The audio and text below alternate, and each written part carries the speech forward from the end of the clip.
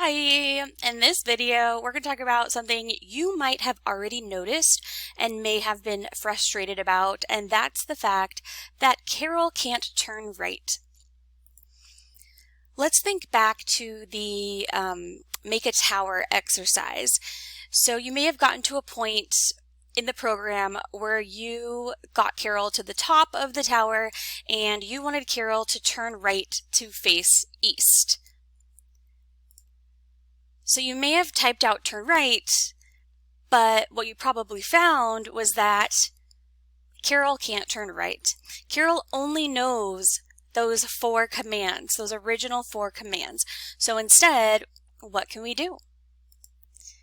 You've probably discovered already that instead of turning right, we can turn left 3 times, and we can achieve the same result. Karel would go from north to west to south, and then finally end up facing east. So Karel will pretty much turn right.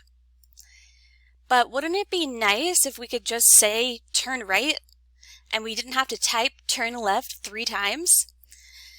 That's really what we want Karel to do. So we don't want to have Karel turn left 3 times every time. So how can we do that? Introducing functions.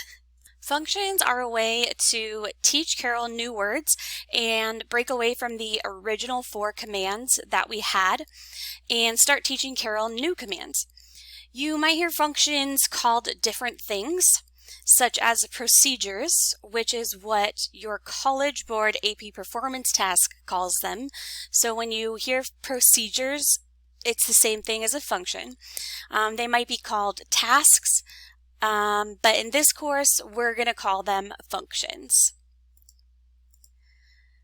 So we want to teach Karel how to turn right. So how do we do that with a function? This is how we teach Karel to turn right. We write DEF, short for define. Then the function name, in this case, we're calling it turn right. Open and close parentheses, and then a colon. Then for every command we want to be a part of the function, we write it indented by 1 tab or 1 level. In Python, we use indentation to help delineate our code. So you can see here in the function body, if we want Karel to turn right, we know that turn right is really turn left 3 times. So we're going to create a new command by saying define turn right, and we're going to tell our computer what that means. We're telling it whenever we say turn right, what we mean is turn left 3 times. So everything that's inside you can see is indented. It's tabbed over a space, and we have turn left 3 times.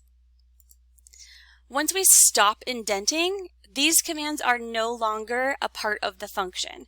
So in this case, the move command will not be a part of our function. One thing that's different about Python compared to some other languages is the order that we put our functions in matters. In Python, we must define a function before we can use it, aka call it.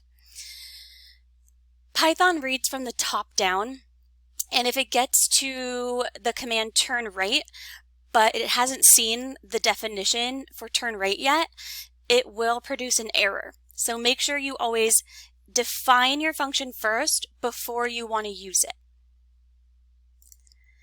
So let's take a look at how we can use functions to teach Karel new commands in the editor.